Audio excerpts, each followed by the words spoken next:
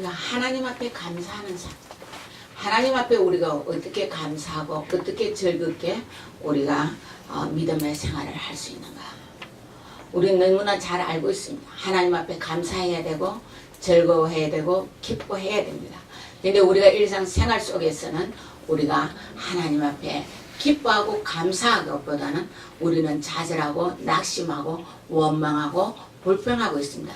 그러나 진정으로 감사는 내가 어떤 환경에 지배를 받는 것이 아니라 하나님 안에서 내가 어떤 여러 가지 환난과 고통과 어려움과 여러 가지 상황들이 있습니다. 세상에 살아갈 때 우리는 물질이 없어서 돈이 없어서 밥을 못 먹을 수도 있고 사고가 날 수도 있고 고통을 당할 수도 있고 질병이 나를 엄습하여 내가 이기지 못할 때가 있습니다. 그러나 그 중심 안에 하나님 아버지가 내 안에 계시면 주님이 내 안에 계시면 우리는 승리할 수 있고 우리는 이길 수 있기 때문에 기뻐하고 감사할 수 있는 것입니다. 우리가 지금 여러 가지 상황이 지금 우리에게 닥치고 있습니다. 근데 여러분의 마음에 지금 보십시오. 내가 어떤 대처를 할 때에 어떤 상황이 일어나도 내가 승리하고 이겨서 갈 수 있는가? 이번에 여러분이 이것을 보고 있을 것이다. 내가 그러나 좋은 일이 있고 기쁜 일이 있어도 내가 그것을 기뻐하고 즐거워하고 참여하지 못하면 내 마음은 지옥과 같아서 괴로워하고 슬퍼하고 애통하며 내가 남과 비교해서 내가 남보다 못하다고 하는 그 열등의식에 내가 빠져있기 때문에 내가 기뻐할 수 없는 것입니다. 하나님 앞에 기뻐하라는 것은 하나님과 우리가 함께 할 때 기뻐할 수 있는 것입니다. 우리 어린아이들이 어릴 때는 부모만 옆에 있으면 정말 전쟁이 나고 먹을 것이 없어도 우리는 부모와 함께 있을 때 그 아이들이 어려움을 모른다는 것입니다. 배가 고프면 울기는 하지만 왜 밥을 안 주는지 모르는 것입니다. 전쟁이 일어난 것을 모른다는 것입니다. 근데 우리는 하나님 아버지와 내가 지금 함께 한다면 지금 사방에 지금 우격싸움을 당해서 지금 온 세계가 지진이 나고 여러 가지 지금 경제적으로 없고 직장이 지금 거의 없고 젊은 애들이 50% 이상이 지금 직장이 없다고 할 정도로 지금 잡들이 없는 지금 현실 속에 살아가고 있습니다. 근데 또 실제로 알아보면 직장은 눌려 있다는 것입니다. 하나님 안에서 내가 어떤 마음을 가지고 있느냐가 굉장히 중요한 것 같습니다. 지금 여러분에게 한 주간에 일어나는 이번에 사건을 봐도 저는 기뻐하고 감사할 수밖에 없는 일들이 있다는 것입니다. 왜 그런가 하면은 우리가 여러 가지 우리는 생각할 수 없는 일들이 지금 일어나고 있습니다. 근데 풀려나가는 걸 보면 하나님이 함께 하지 않으면 풀어나올 수 없는 일들이 지금 풀어지고 가고 있는 여러 가지 장면들을 보고 있다는 것입니다.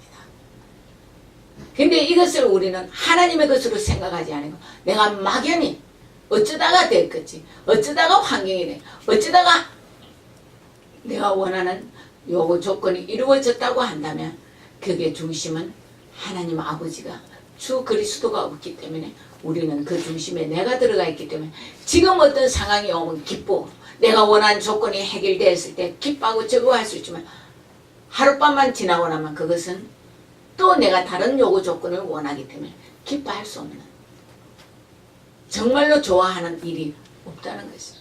근데 하나님 안에 있을 때 우리는 어려움을 당해도 기뻐하고 감사할 수 있고 또 좋은 일이 있으면 우리는 더 기뻐하고 감사할 수 있는 여러 가지 환경들을 우리가 가지고 간다는 거죠.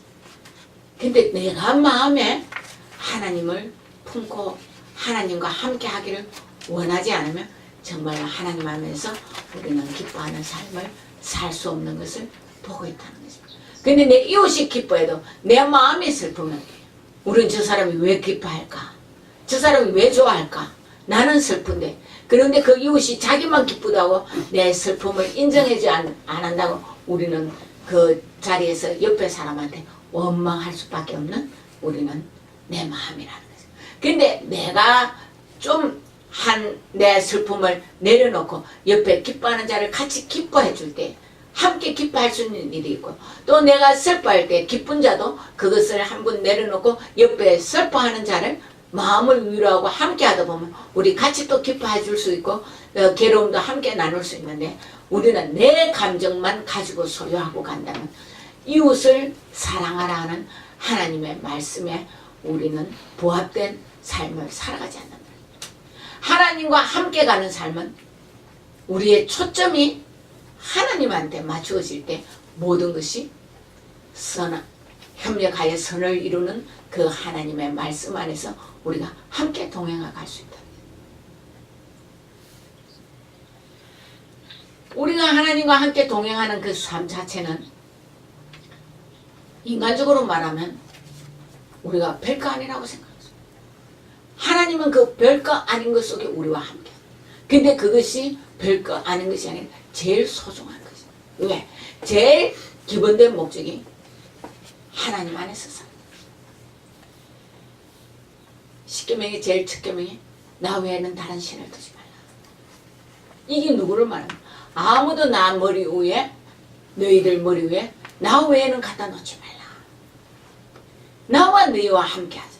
다른 신을 두지 말라. 너희에게 우상을 섬기지 말라. 근데 우리는 옛날에는 이 우상이라는 것이 하나님을 안 믿고 부처님을 믿고 다른 걸 믿으면 우상인 줄 알았는데, 이제 많이 교회에 오면 내가 더 좋아하는 것이 우상입니다.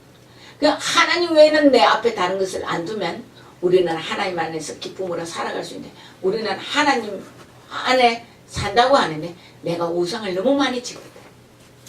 보따리가 다 내 우상 덩어리다. 내가 좋아하는 것, 내가 가지기를 원하는 것, 내 이웃, 내가 너무너무 많이 우리는 보따리를 내가 내 마음속에 방을 만들어가서 그것을 차곡차곡 우리가 재어놓고 가지고 있기 때문에 이것이 내 마음에 있는 동안에는 진정으로 하나님 앞에 기뻐하고 즐거워하는 삶을 살 수 없다는 것입니다.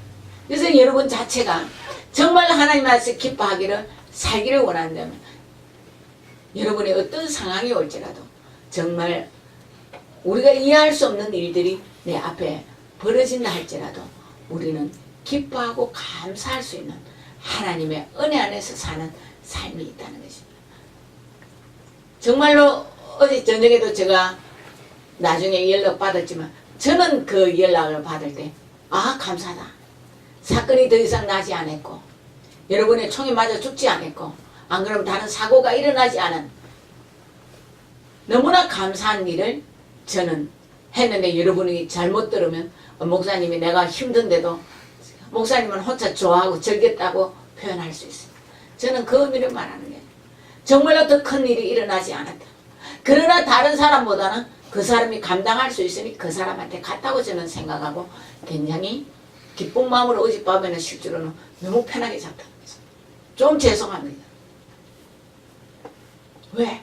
하나님이 여러분에게 동행했다는 걸 저는 느꼈기 때문에 감사하고 갈 수 있었다는 거죠. 그리고 내가 전화를 한번 해볼라 해도 전화 다 뺏겠다 하니까 전화할 수 없고, 저는 원래 여러분에게 전화를 잘 안 합니다. 전화번호도 별로 없고. 왜요? 내가 여러분에게 신경 쓴다고 되는 일이 아니라 하나님이 여러분하고 함께 해야 돼요. 내가 여러분에게 신경 쓴다는 것은 순간순간마다 하나님이 기도하라면 기도하는 이것이 내 일이고 여러분을 내가 보호하고 사랑한다고 저는 생각해요. 전화 한 통이 별로 저는 그래서 잘 안 합니다. 그러나 어제 듣고는 웃었습니다. 정말로 미안하지만 저는 웃었다는 거죠. 왜요? 사건은 터졌는데 회복은 잘 됐고 교인들이 믿으면 잘하고, 저는 여러분의 그 행동을 보고 감사합니다. 만약에 총에 맞았다면 우리가 정말 웃을 수 있을까요? 그러나 그 총에 맞았대도 우리는 감사해요. 하나님의 은혜가 무엇으로 이루어질지 우리는 모르는데 우리는 사건을 보고만 살아간다면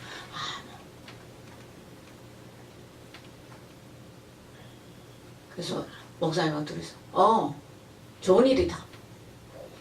할렐루야.